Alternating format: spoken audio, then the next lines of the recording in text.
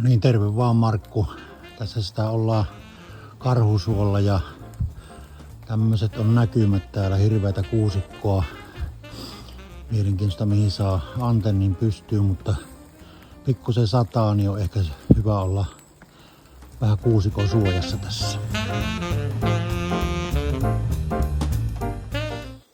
No niin, nyt on tässä antenni pystyssä. Tuossa on tommonen itse tehty virtamuuntaja.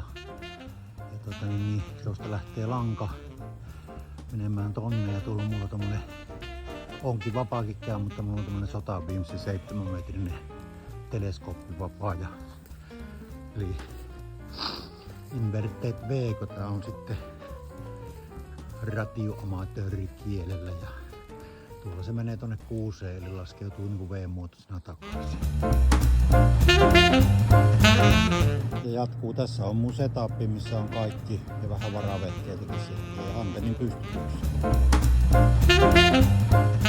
No niin, tässä on nyt sitten asema rakennettu, eli akku on tuolla ja riki on tossa ja kello on mallia Ikea euro 90.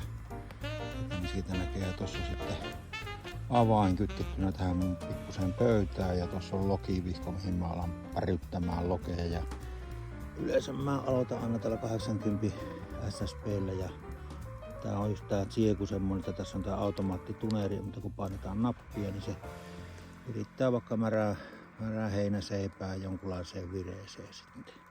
Hyvää peli.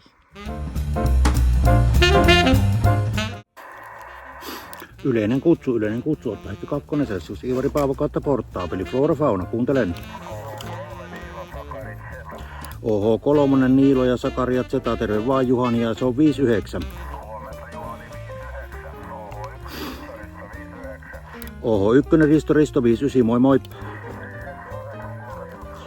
Oho, 2 Heikki ja Tyyne, terve vaan Kari, 59. Moi moi.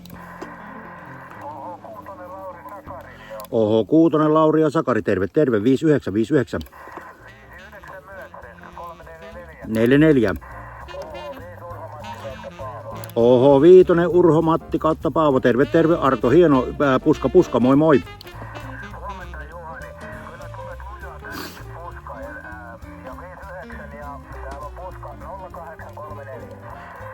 No 0834 on Rookeri ja täällä on 1917 Suomen itsenäisyysvuosi. Moi moi!